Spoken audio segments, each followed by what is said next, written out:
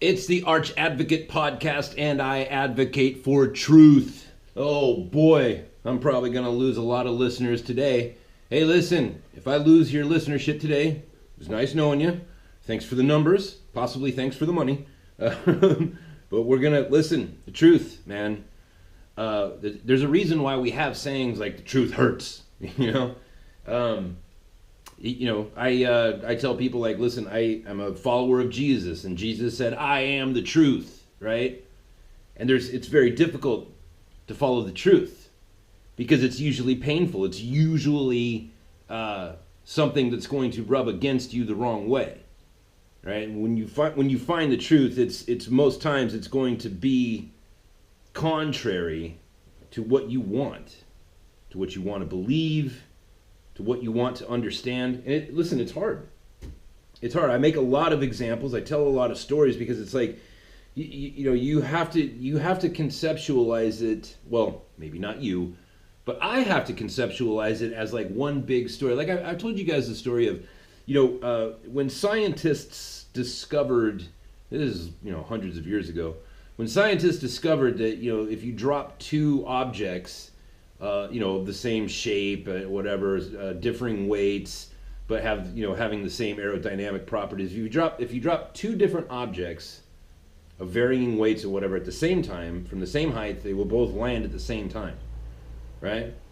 And I made the point that for over 70 years after that, scientific proof was made. It was proven. It was proven science. Right? And we know it's a proven science because people could go out and they could duplicate the experiment over and over and over again and get the same results. That is the scientific method. That's how you come up with scientific law, right? And for 70 years, over 70 years after that truth was revealed, in universities they taught the opposite. Why? Why did they teach something that they knew was untrue? And the reason why is because that particular truth hurt. It's not easy to accept that. Wait a minute. You're going to tell me that if you drop a cannonball and a tennis ball at the same time from the same height, they're both going to land. That's just ridiculous. I know it's ridiculous. It's hard to get your mind around. But it's the truth. Here's another one. For this is and for those of you that have been listening since the beginning of the show, back when it was called the Crypto Currently podcast. And by the way, creeps, I've got you. All right, I'm gonna get around to what's going on in the cryptocurrency market, just not today. All right, I'll get there. But here's another thing that will bake your brain. The only reason that I can say this to be the truth is not because I understand it, but because I know that qualified scientists have proven this. That if you take let's say if you take a rifle, right, and you set it up on like a table or whatever, and you get some like automatic trigger pulling, device, and you set it up. If you pull the trigger, right, on a rifle that is level, right, it's aimed level. If you drop, the bullet portion of, if you take the bullet out of the round, if you drop that bullet at the same time that you pull that trigger, guess what? Both bullets will hit the ground at the same time. It's hard. That's a weird one, isn't it? But it's the truth. And it kind of hurts. It hurts your brain to think about it. Like, how is that possible? But it's traveling at, whatever it is, 1.5 times the speed of sound, or whatever it is, 3 times the speed of sound. How is that possible? I mean, shouldn't the velocity give it more airtime? Well, you would think so, right? And it kind of hurts. It hurts my brain. I'm too dumb. You know what I mean? The truth, though. It's a hard thing. And there's two things I want to get to. One is Q, all right? The Q is dead. Long live the Q.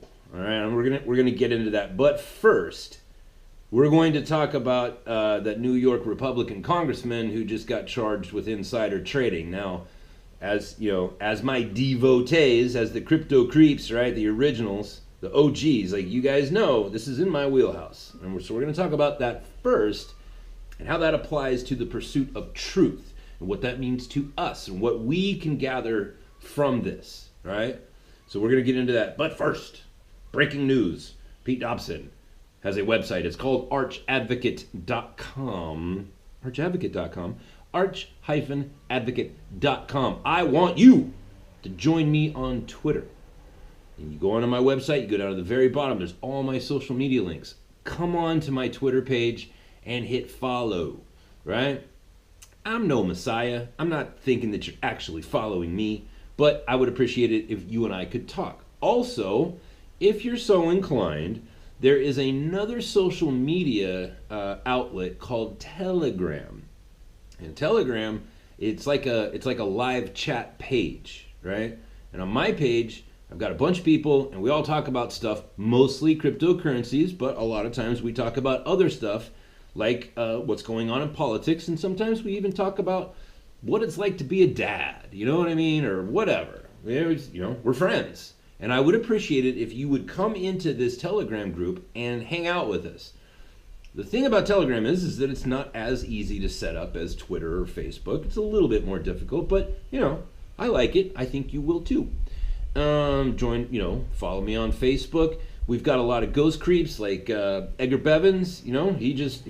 Edgar, haven't heard from you in a while, but he'll reach out to me on LinkedIn or on my Patreon page, which if it were not for Edgar Bevins, I would not have found out that there was a messaging aspect of Patreon.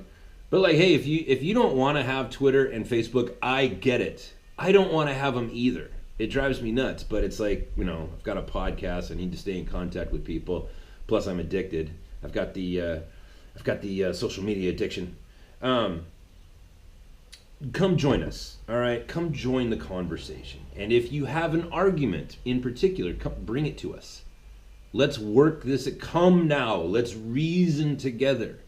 I am not sitting here saying I have all the answers. We all have to do our part. We all have to bring each of our little pieces together so that we can put the puzzle together and see it clearly. You do your part, right? I'm going to say what I'm going to say. You say what you're going to say, and Todd will say what he says, and Derek will say what he says, and JK will say what he says, and then we'll all come closer to the truth. That's how that works. So please go on to archadvocate.com. Join us on the social media pages, and if you want to support the show, we always accept money. So you can go on a Patreon, you can give a couple bucks a month or $10,000 a month. It's not don't embarrass you. It's not that much money. And if you just want to do like a one-time thing, PayPal's there as well. Now, let's get into this. We're going to be talking about New York Congressman Chris Collins, charged with insider trading. Who is he being charged by? Well, none other than the Securities Exchange Commission. All right, now let me for the new folks and for people who didn't know this already. Okay, in our judicial system, we have the presumed innocence idea, right? You charge somebody, and the judge and the jury have to come into that meeting where the prosecutor and the defense are, and they all have to presume that the person being charged is innocent, right? You are innocent until proven guilty, and this is a sacred thing, something that I believe in very much, and that we should never, forsake that idea. That being said, if the SEC charges you with insider trading, all right, let's say you're just some guy that never had a stock account, never had a 401k, would have no idea how to contact a stockbroker or to do any of that stuff. If that was you, right? Let's say you were totally off the grid and you're listening to this podcast on a flip phone somehow, right? In some magical world. If that was you, then let me tell you this. If the SEC charged you with insider trading, you did it, right? When the SEC levels that charge of insider trading, it's a little bit different in the sense that the SEC they're purists, all right? They're like, have you ever known somebody, or maybe it was you ever known somebody who just geeked out on baseball statistics, ERAs and batting averages and, whatever. that's who the SEC is. Like they don't have, they're not a criminal court. They're strictly the numbers. They are the follow the money people, right? They don't have accountants at the SEC. They have forensic accountants. There's a big difference, right? All they do is they follow the money. That's it. So when, it's a big enough deal to charge somebody with a felony, right? That's not something that you do willy-nilly. When the SEC does it, it's like they got you. They don't file charges unless they know, like, yeah, we got this guy. This is why we're filing charges, because we got him. So, what you're going to... the reason I wanted to bring this up is because I don't want you to get lost in the noise. Because you're going to hear people on the right saying, oh, this is just a leftist attack on this guy. And then you're going to hear people on the left going, look at those Republicans, and they're always dirty, and blah, right? Don't get lost in that, right? The truth. Focus on the truth, right? Donald Trump ran on a couple of different platforms, one of them being the wall and another one of them being drain the swamp, right? And lock her up was part of that whole drain the swamp idea. It was drain the swamp. It was not get rid of Democrats. It was drain the swamp. Because in our political history, particularly over the last, I would say, 60 years, the Democrats and Republicans have become a single organism. And they keep those names so that they can keep the public in some sort of weird sort of sports team mentality. Like, oh, I'm Team Republican, or oh, I'm Team Democrat, right? And I think it's all a conspiracy, personally, right? Because they're all working together. John McCain is being shown to be dirty, right? You go back to like the significance of, when the Patriot Act was signed, and you get into like there's some dirty people in there. And they're not Democrats, they're not Republicans, they're everyone, right? So when we see one of somebody that's like one of our own, when leftists come to you, or Democrats, or however they self-identify, when they come to you and be like, ha, look at this crook, this greedy Republican, you say, yes, thank God. Thank God this man has been charged. He's part of the swamp. He's a bad guy. We don't stand for bad guys. Right now, let me just preface this real quick, all right? He's presumed innocent, all right? He is presumed innocent, and I don't know, obviously, I don't know all of the particulars. I don't know what the SEC is looking at, and I don't know what this guy actually did. However, I will tell you, because I have had one-on-one personal confrontations with the SEC, right? And for those of you who don't know, there's a whole story behind what I just said. But these are, this is an organization that I was once beholden to. They were a big part of my life. They were, they were the police for me, right? And they don't, look, I've read what's in the news, and that's it. So I'll give you that. But given what is being alleged, it was alleged that he and his family, his son in particular, but some other members of his family, had put a bunch of money into a pharmaceutical company in Australia, and they were testing a drug for multiple sclerosis. And I actually have a number of friends with MS. That's a bad news. That's a bad one.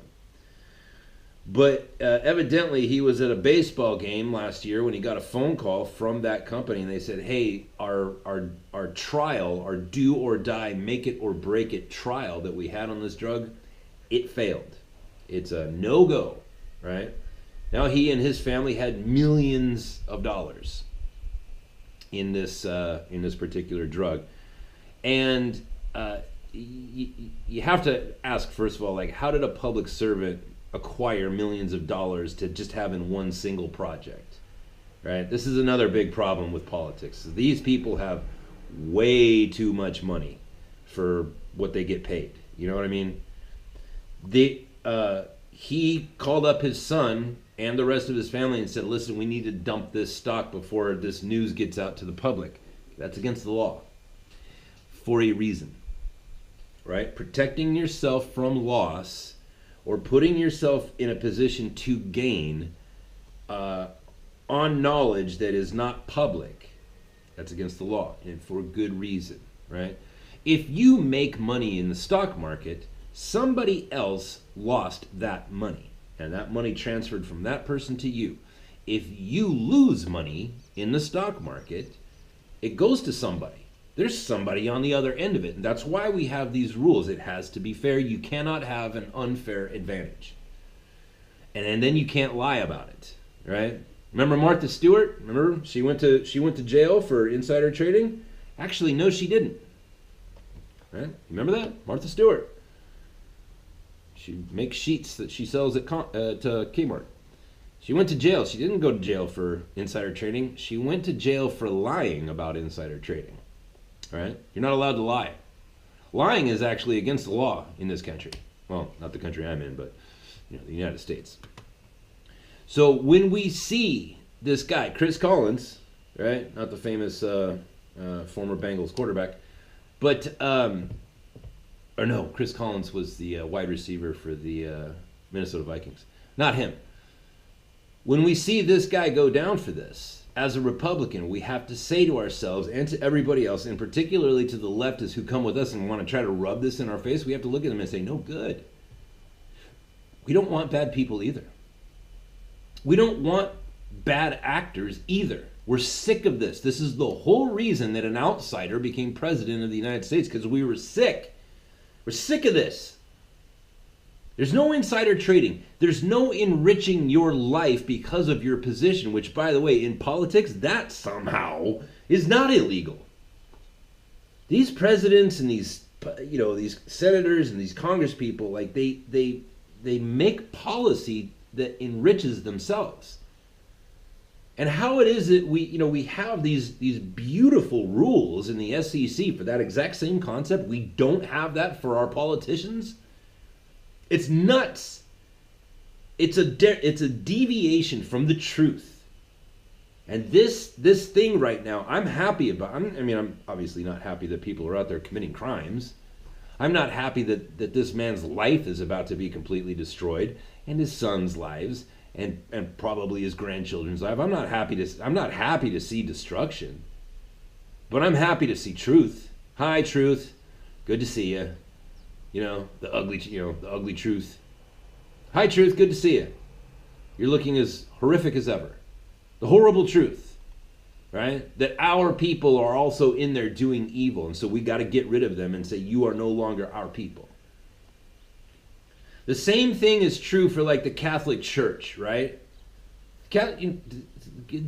Catholics, they're a beautiful people, right? Beautiful religion, or aspect of Christianity. I don't have any problem. I mean, I've got a number of problems with it, but the Catholics have had a problem now for a long time. There's a very small element of their leadership that has been raping children.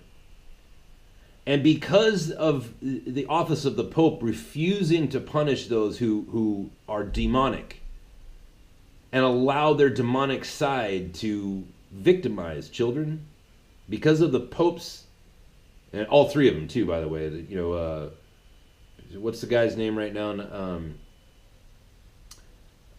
Pope Francis is current. It was Pope Benedict before him, and prior to him it was John Paul II. And John Paul is a great pope, but like, look, he must have known. I don't know that for sure, but look, the reason I'm getting to that is like, when you do not address the truth, when you're the leader particularly, people will give you some room, right? All this stuff that we've seen in the Catholic Church and all this stuff that we've seen in American politics, the reason why it's continued to grow and fester and get worse is because we let it. It's because you and I let it happen. Because it was like, well, there's somebody else who needs to take care of that. The Pope's got to take care of that. The President of the United States has to take care of that. The SEC has to take care of that, right? But eventually, when you reach a certain point of lawlessness, and when you reach a certain point where there's been such a great vacuum of truth and people are starving for the truth, eventually what's going to happen, like in the Catholic Church, and I made this observation before, I'm going to make a future prediction here. If the Pope does not step in, then the citizenry of the Vatican, or another way of saying that is every single Catholic on the face of the planet, right? Those are Catholics, and Catholicism is sort of a nation unto itself. When the citizenry of that nation, every Catholic in America and in Europe, Africa, Australia, anywhere you go, eventually the citizens are going to stand up and they're going to say, we are going to, when we find out that these priests have been messing with our sons, we're going to drag them out into the streets and we're going to dismember them with our bare hands. We're going to start killing people. That's what's going to happen, because eventually that's what happens. People get so sick of it. It's like, dude, you had a job to do. We hired you to do it, and you failed to do it. It's Pope Francis's job to not only to protect the children of Catholicism. It's his job to punish the demons who did the deeds, and he's not doing it. So eventually, the citizens are going to rise up. I'm not saying this is not a call to violence. What I'm saying is that there is historic precedent for this. When there's lawlessness, when there's no such, it's like the story of Wyatt Earp. Like if you ever you remember Wyatt Earp and Doc Holliday, there were two brilliant movies about it. You know, one with Val Kilmer, God bless Val Kilmer, and one with Kevin Costner. The real story about Wyatt Earp was actually a really bad guy. In fact, charges were leveled against him for murder. Because you remember at the end of that movie when he was, him and his friends were all, hunting down the cowboys? That actually happened. And it was lawlessness. And the reason it got to such a degree was because there were these gangs in the Southwest that were just going around marauding, and lawlessness grew and grew and grew until finally the person who stepped up, right, was the kind of man that was equal in his violence, equal in his viciousness. It just so happened that he had a badge and it was legal, right? That's what happens, right? You let lawlessness happen and it becomes ugly and festering and whatever, and then somebody has to step in and just start kicking ass. That's what's going to happen. That's what's going to happen to the Catholic Church. That is what is going on in the United States of America right now, is that we're sick of this lawlessness. I don't care if you're a Republican, Chris Collins, you can die, right? Not die literally, but you can sit in prison and rot. You broke the law, sir. You betrayed the public trust, and you are a public figure. You were hired to represent the people of New York, and you betrayed that trust. I'm telling you, man, I use the example of the tar and feathering, right? Back in the old days, when politicians or religious figures even, when there were people who were there to maintain the public trust on any level, when those people were found to have betrayed the public trust, the punishment for those people was they would take them out into the middle of the street and they would pour boiling hot tar. It's like oil, only thicker, right? They would pour boiling tar on their bodies, which would immediately begin burning them to death. But wait, there's more. Because of the nature of tar, it would seal their skin. And your skin is the biggest breathing apparatus you have on your body. So, it's a death of like simultaneous suffocation and being burned to death. And on top of all that, everybody's looking at you, pointing fingers and laughing at you. And on top of that, at the very end, they throw a bunch of feathers on you for some reason. I still don't know what the significance of the feathers are. Maybe it's a way to let everybody know, like, this is the ultimate humiliation. You humiliate the public trust, and this is what happens to you. Now, I am not advocating for a resurgence of tar and feathering. I think that that's a particularly brutal way to treat somebody that deserves to die. And I do believe that the amount of people who deserve to die is much greater than our laws allow for right now, right? Pretty much you have to, people that we put to death nowadays are usually people that have murdered somebody else. I would like to see that expanded. I would like to see that expanded to pedophiles, and I would like to see that expanded to people who betray the public trust.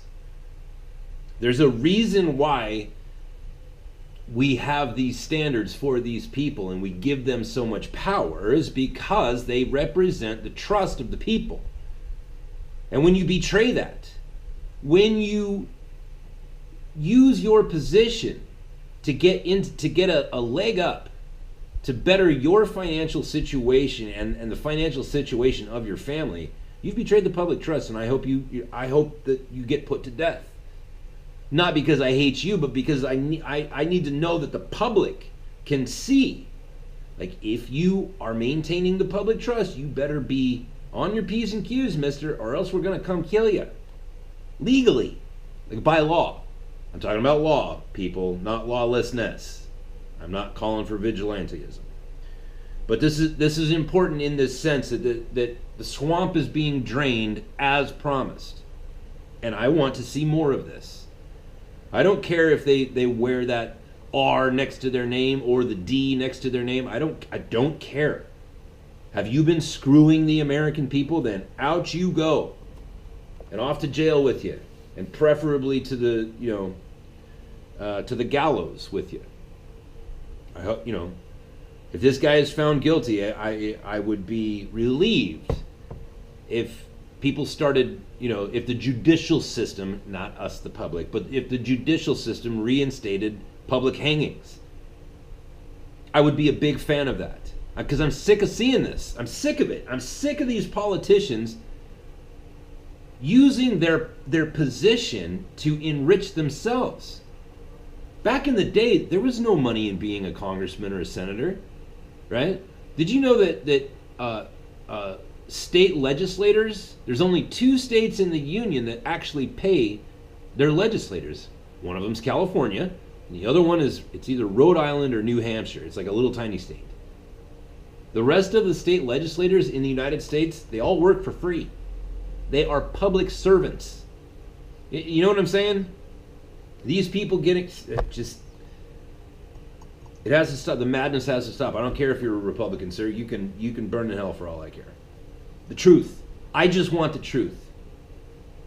Right? Tell me the truth. Did Chris Collins do this? If that's the truth, then off he goes to Hades.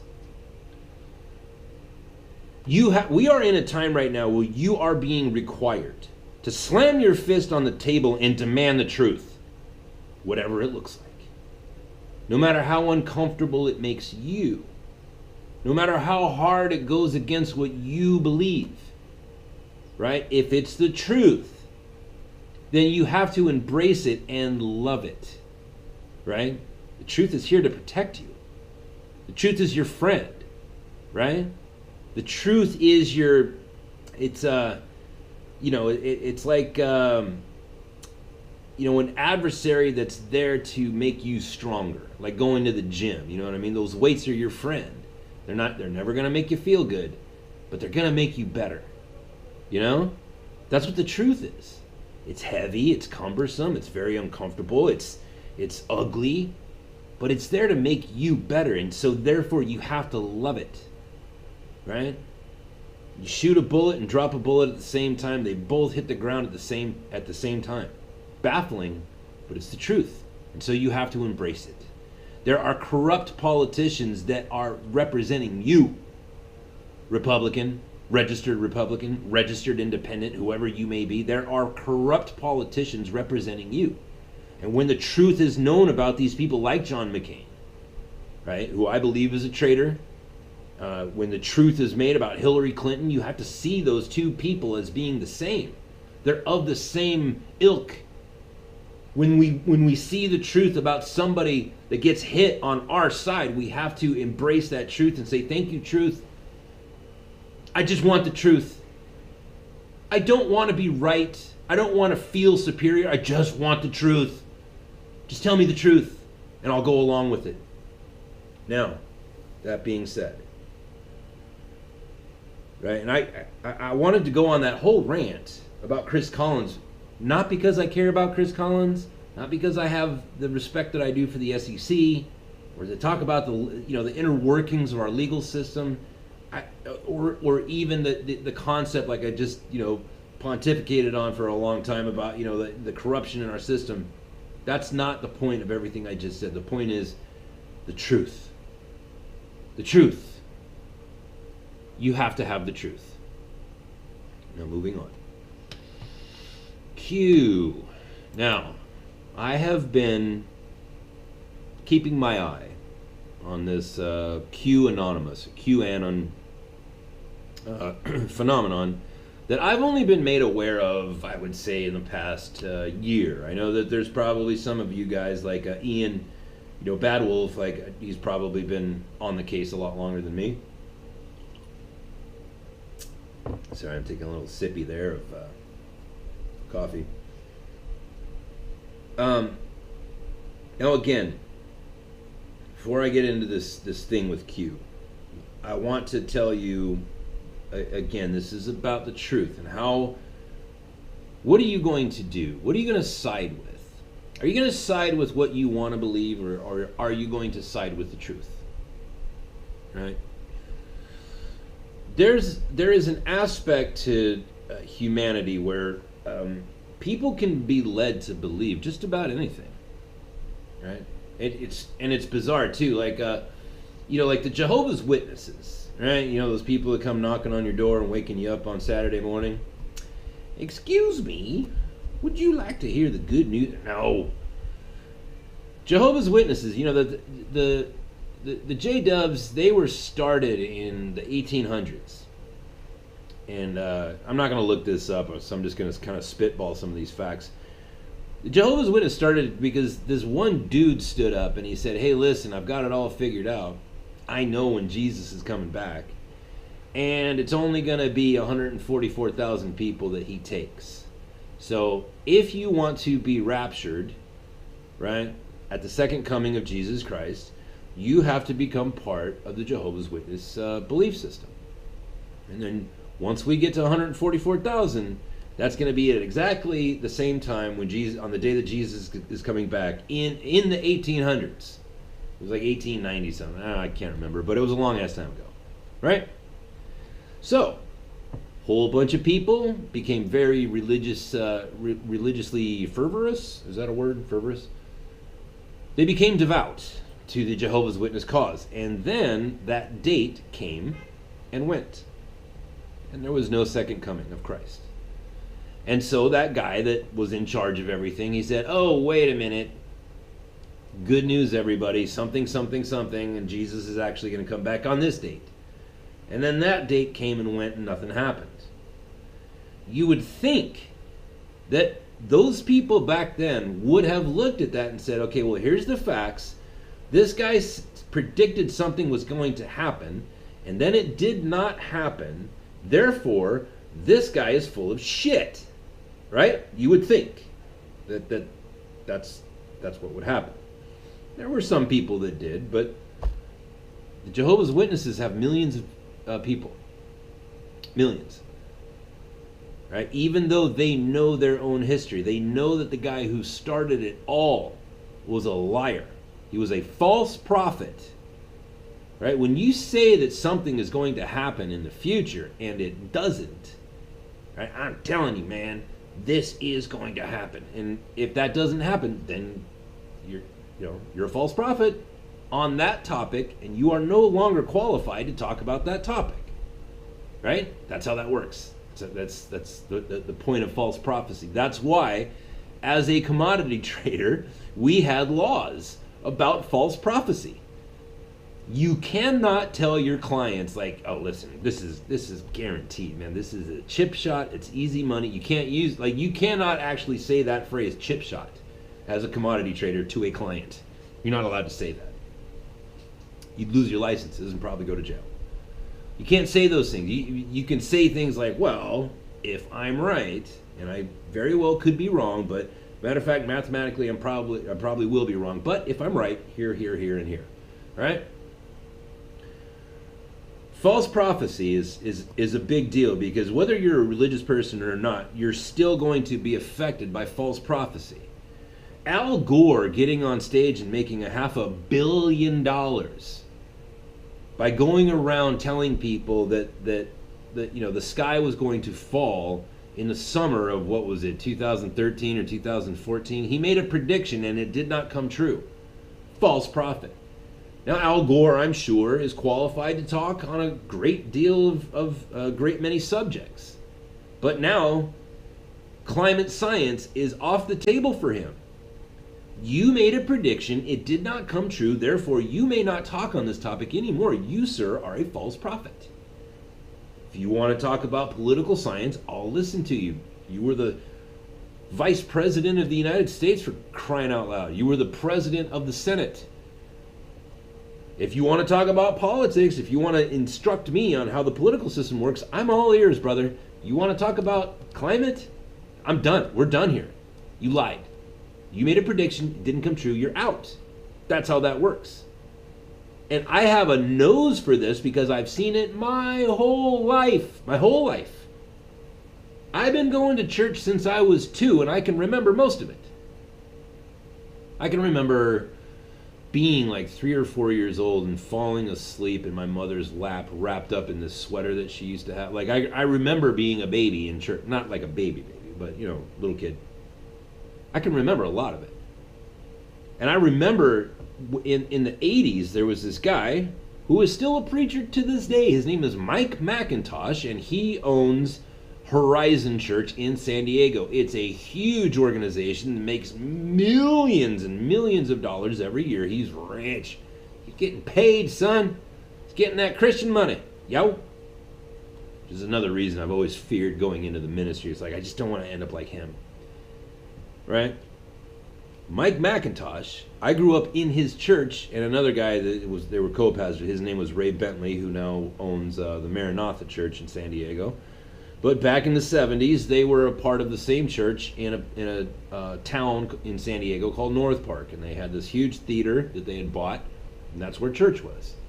And in the 80s, Mike McIntosh was getting all caught up in this prophecy movement, like, Mikhail Gorbachev has this big stain on his head, and therefore he's the Antichrist, and I've got it all figured out, folks. And he was up there with his chalkboard and whatever, and like, I've got it figured out. And he had predicted that Jesus was going to return in like either 1987 or 1989.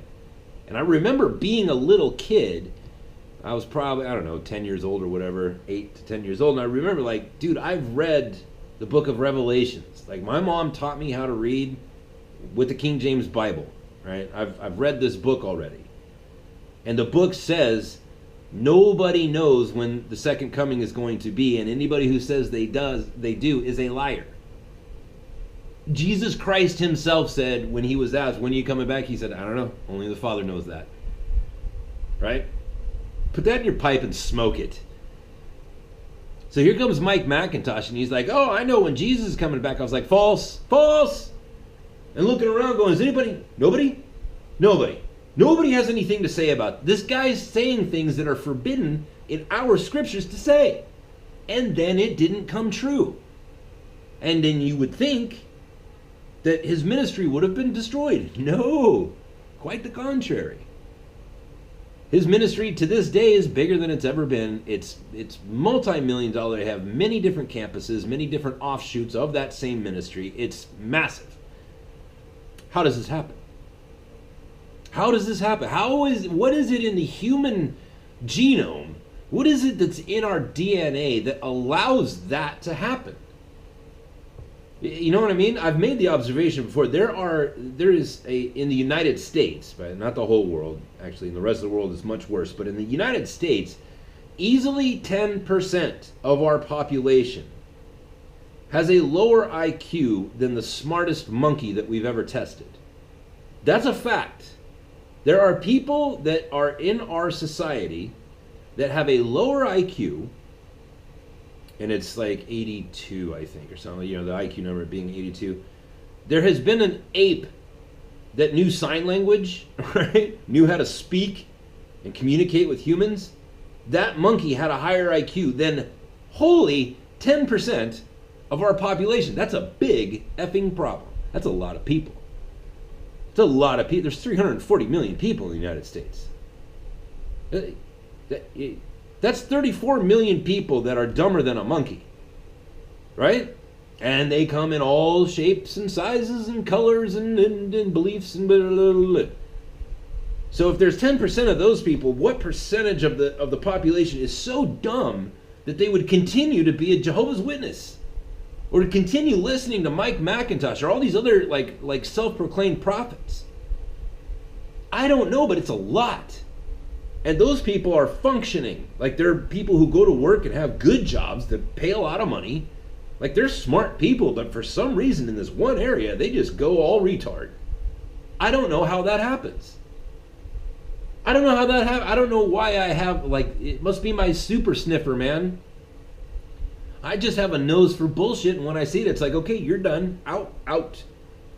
Al Gore, bullshit, you're done. Bernie Sanders talking about, like, I don't understand how Democrats keep defending this guy. It's like, did you not just hear the bullshit that he just said? How are you not done with this guy? Occasio-cortez. Oh, there's so many people working jobs because, you know, there's such low unemployment because everybody's working 2 jobs. It's like, did you just hear yourself say what you just said? Am I on crazy pills? You still have all these people that are faithful to her after she said that bullshit? To me, you're a Jehovah's Witness. You're as dumb as a Jehovah's Witness. How can you believe that nonsense? Well, I think because you want to. But the truth, man, right? The truth is a wonderful thing. Yes, it's hard. Yes, it's uncomfortable and painful. But it's good for you. And it's one of those magical things where if it's good for you, it is simultaneously good for me if you have it. I'm safer if you know the truth. Our society will be more safe the more you and I embrace and caress the truth. Right? Because it's like caressing a cactus, man. It's uncomfortable. It hurts. But it makes us all better. And what I wanted to get to on that is Q. All right. Now, I've been keeping my eye on this for a while, but I've not done a lot of research because, to be honest with you, when people say, like, oh, 4chan and 8chan, I literally don't know what you're talking about. I don't know what you're talking about. I don't know what that is, right?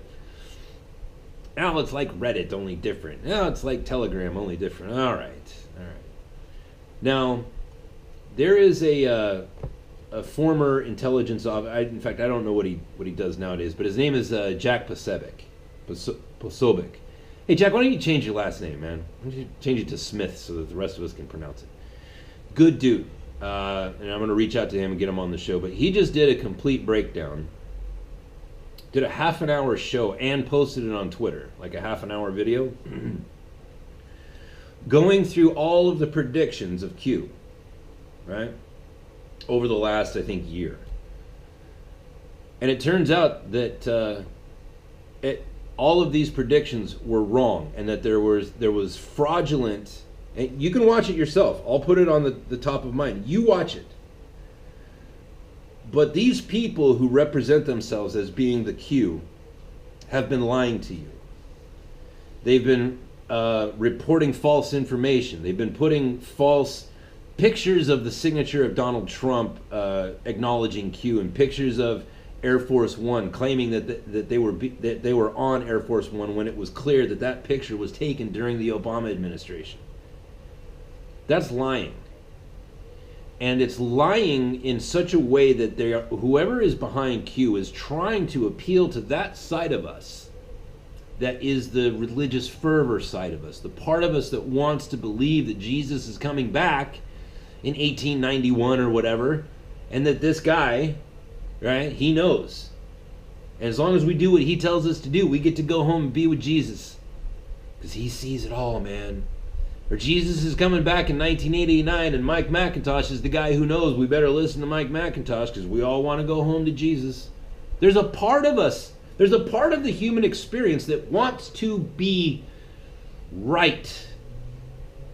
We want to have the inside information. We want to have the mystical information. We want that. There's some, I don't know what it is, but it's in all of us, right? And since it's in us, it must have a very beautiful and important function. But it also has a dark side. The dark side of it is that it can very easily be manipulated.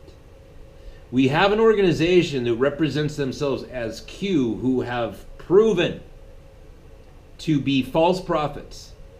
Now, there's a difference between you think something's going to happen.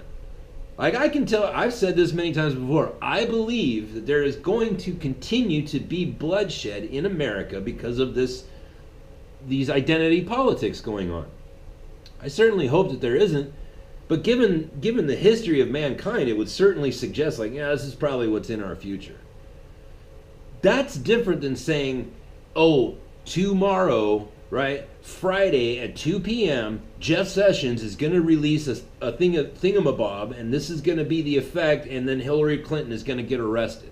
That's a very specific, the Q people didn't make that exact prediction, but they've made similar to that where it was very specific. Names were given, dates, times, consequences, things that were going to happen in the next day, the next week, or whatever, and then they did not happen.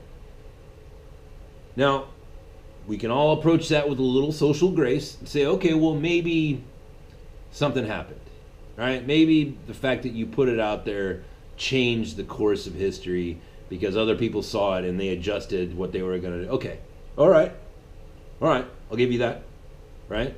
But over and over and over and over, and then it's proven that you posted pictures of the signature of the President of the United States acknowledging your movement, and that you had posted a picture of Air Force One and told everybody that it was taken from your phone, that you were on Air Force One, and then it turns out that, no, that's not true. That picture has been proven.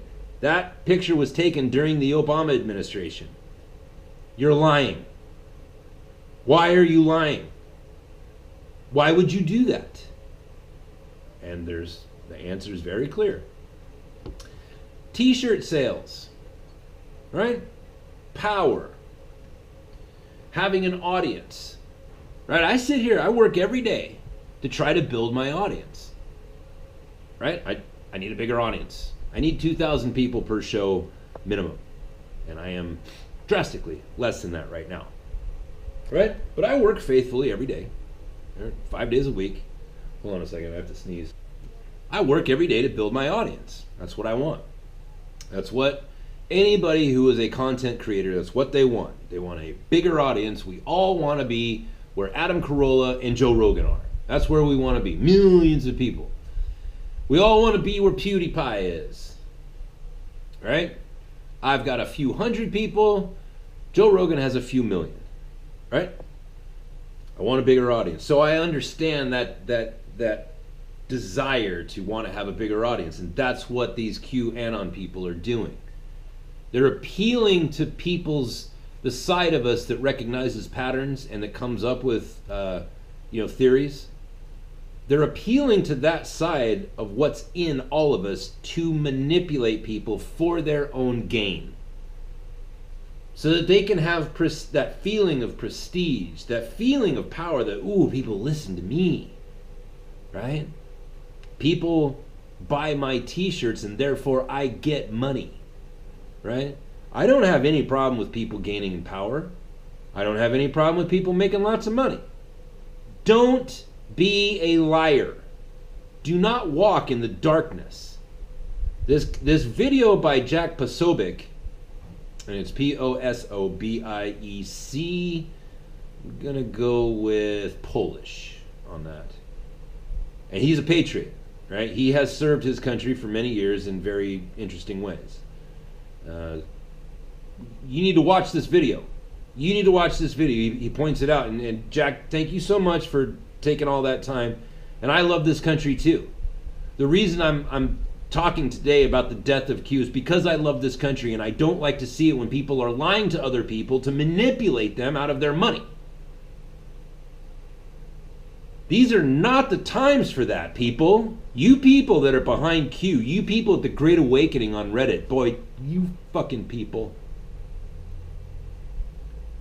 This is not the time. Our nation is on edge right now, and people are being killed.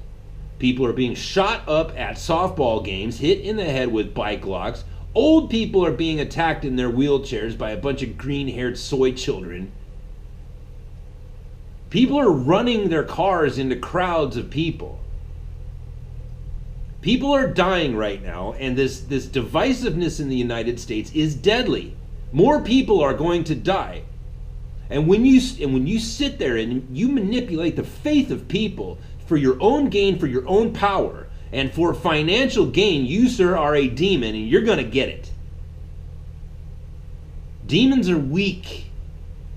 Their only power is weakness. You want to lie to people and say that you know things that you don't know so that more people will listen to you. That's weakness.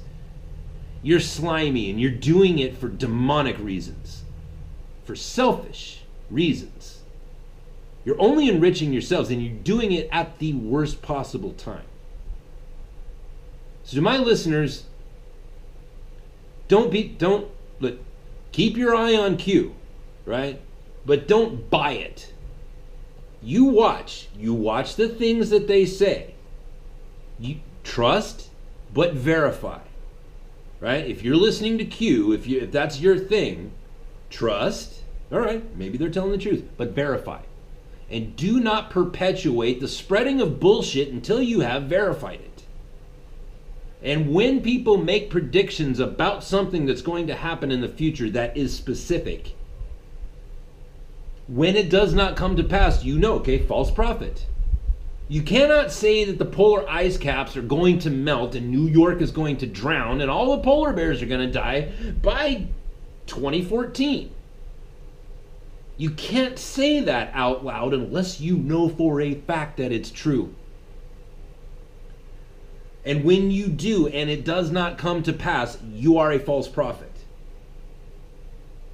And when you make $500 million, $500 million in your effort to spread bullshit, then the reason that why you spread that bullshit becomes clear. You did it for money. When you say Jesus Christ is coming back in 1989 and it does not come to pass, then you're a false prophet. When you say that Jesus is coming back in 1891 and it does not come to pass, you are a Jehovah's Witness. You're a kook, and you're manipulating people for power and money. Q is dead, people, but the concept is good, right? The concept of unity is good. The idea that all of the Q followers, which are in the millions, it looks like, that part of it is good. It means that communities have formed. That's good.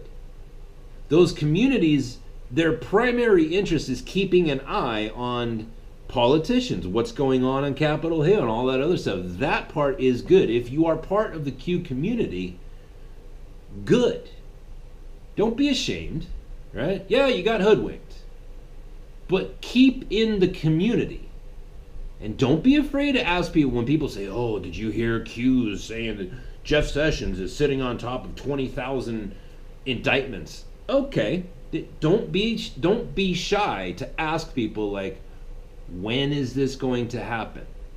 Oh, I don't know. Okay, well then don't say it. If you don't know, then don't say it. Don't say things that you don't know. There's nothing wrong with that. And if they say, well, this is going to happen, you know what you turn into when you don't do that? You turn into a Young Turks fan. For the last 2 years, everything on the Young Turks has been, oh, Trump is going to get impeached. He's going to get impeached. Okay, where is it?